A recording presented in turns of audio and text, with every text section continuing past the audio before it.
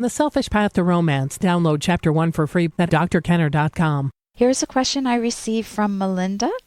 And just take a look at her fiancé as I describe her question to me. Dr. Kenner, I am trying to decide whether to marry my fiancé Roger or end our relationship. Without a doubt, we love each other dearly, but we never agree on his stepdaughter. When we started dating 5 years ago, Roger's college-aged daughter, Amy, was living at home. Since I am also a stepdaughter, I tried to be sensitive and reach out to Amy. Now listen to what she does. By asking her about her day, by cooking her favorite dinner, by not being too intrusive. Man, that's good that you know not to do that, Melinda. By taking off work and accompanying her when she had minor surgical procedures, and frequently inviting her to go places with her father and me. My fiancé Roger was recovering from bankruptcy. His first wife ran him into bankruptcy twice in 12 years. I financially helped with Amy, this is her potential stepdaughter, with Amy's college tuition, her fees, her books, etc. I then overheard Amy telling her dad that I only gave her money to keep my friends close and my enemies closer. And Roger, my fiancé, started making excuses for Amy. She made rude comments. She tried to start quarrels in our home, including during my birthday party when she was saying that I was only looking for a sperm donor and her dad was only attracted to me because it made him feel younger again. I was 10 years younger. And she's caused problems with her sisters. I get along well with them, and she is trying to undermine my relationship with them. My fiancé Roger's response is flat-footed to her. He only stood up to her when things got really bad and she started attacking his integrity. I'm deciding whether to marry him or not, whether to tie the knot or go our separate ways.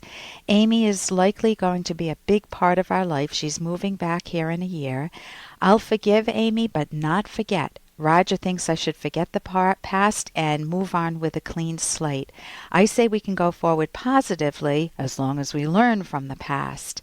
Amy has other problems. I've seen her drive recklessly, bite her nails till they bleed, make very derogatory remarks about her sister and friends, and say she even wished her own mom dead. Sometimes I feel adamant that there is no way I can spend my life around this kind of toxicity. Other times I feel I may be too critical and I should just learn to ignore the problem like my fiancé suggests. After all, he says, don't all relationships have problems? I don't want to one day regret walking away from someone I love. What's your take? In love but scared and confused, Melinda. Melinda, you're dealing with enormous uncertainty. This is a package deal.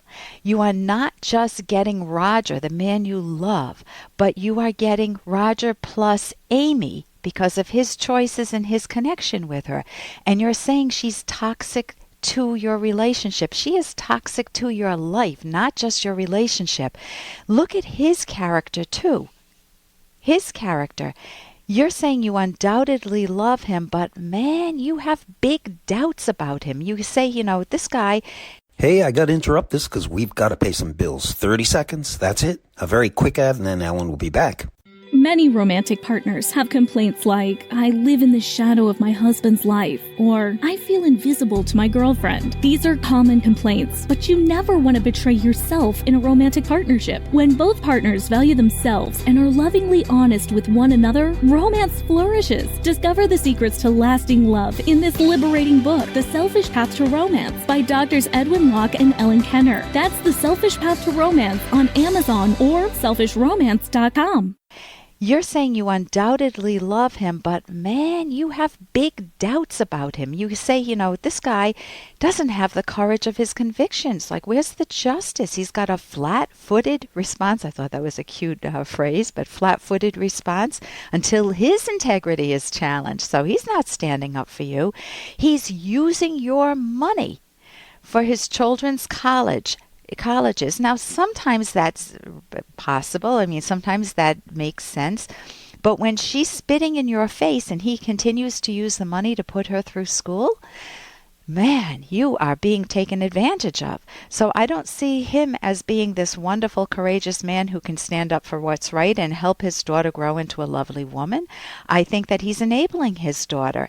And the daughter sounds very angry and vengeful. So the big question in my mind is, why is he enabling her? Does he feel guilty that he divorced her mom? Or does she have the dirt on him? Does Amy, his daughter, have the dirt on him? And if so, is it legitimate dirt or is it stuff she fabricated? Are there family secrets you need to know about? You've been with him for 5 years, but that doesn't mean that people have disclosed everything. You are marrying a toxic situation if you decide to marry him. Here is a quote from Atlas Shrugged. That's my favorite book by Ayn Rand. It's at my website, drkenner.com. And Amy is not quite the vilest woman, but she's not being very good in this situation. From the book, it's, I've sacrificed the noblest woman for the vilest.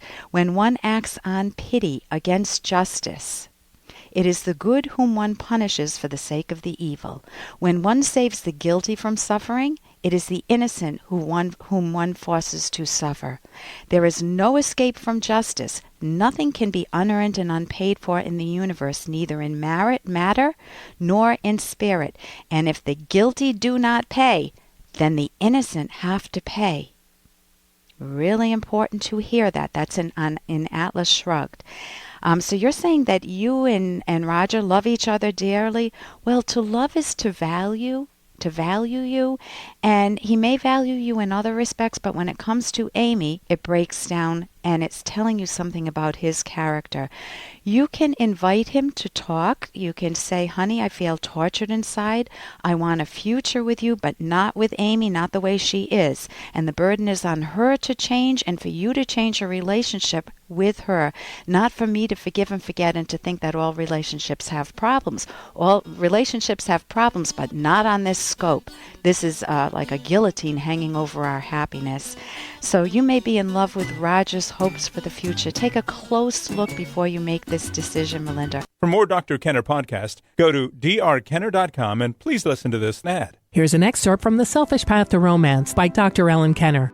Here's an example of how gender differences can cause conflict. Andres was a good provider and loved surprising Kara with special gifts, but she felt lonely and invisible on the deepest level. He was unaware of her most profound values and feelings. He was of no comfort when she had a fight with her mother or had a bad day with her cranky boss. She wanted Andres to listen and commiserate with her.